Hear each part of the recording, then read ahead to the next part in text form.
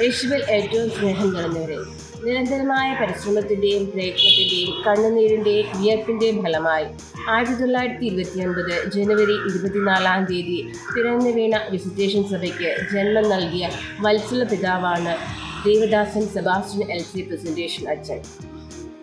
സന്യസ്തരിലൂടെ ലോകത്തിന് ലഭിച്ച നിരവധിയായ അനുഗ്രഹങ്ങളുടെ ഒരംശം തൻ്റെ നാടായ കാട്ടൂരിന് ലഭ്യമാക്കണമെന്നുറച്ച് നിരന്തരമായി പരിശ്രമിച്ചതിൻ്റെയും പ്രയത്നിച്ചതിൻ്റെയും ഫലമാണ് വിസിറ്റേഷൻ സഭ ഇന്ന് 100ാം ശതാബ്ദിയിൽ എത്തി നിൽക്കുന്നു.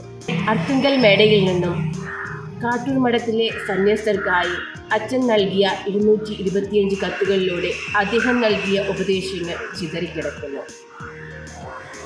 സന്യാസ ഹൃദയങ്ങളിലൂടെ സന്യസ്തരായ തൻ്റെ സഹോദരിമാർ എങ്ങനെ ജീവിക്കണമെന്ന് അച്ഛൻ അതിലൂടെ പറഞ്ഞു വെക്കുന്നു.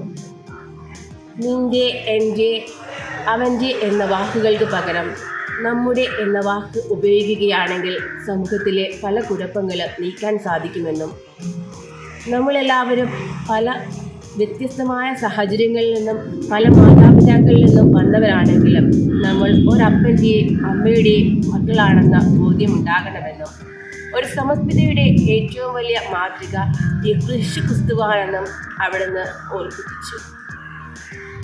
ഒരു സന്യസ്തി ആയിരിക്കുക എന്നത് തൻ്റെ കാര്യങ്ങൾക്ക് വേണ്ടിയല്ല, മറ്റുള്ളവർക്ക് വേണ്ടി എന്ത് ചെയ്യാൻ സാധിക്കുമെന്ന് ചിന്തിക്കണമെന്നും, ദൈവജനത്തിനു വേണ്ടി ചെയ്തു കൊടുക്കുമ്പോൾ വരുന്ന എല്ലാ സഹനങ്ങളും കുരിശുകളും സ്വർഗത്തിലേക്ക് വയ്ക്കപ്പെടുന്ന കോവണികളാണെന്നും അവിടുന്ന് ഓർമ്മിപ്പിച്ചു.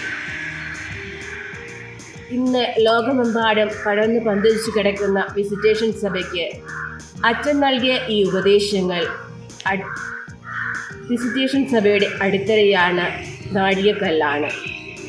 അച്ഛനിലൂടെ പകർന്നു ലഭിച്ച ഈ ഉപദേശങ്ങൾ വിസിറ്റേഷൻ സന്യാസിനികൾക്ക് പുതുതലമുറയ്ക്ക് പകർന്നു നൽകുവാൻ സാധിക്കട്ടെ എന്ന് പ്രാർത്ഥിക്കുന്നു, ആശംസിക്കുന്നു.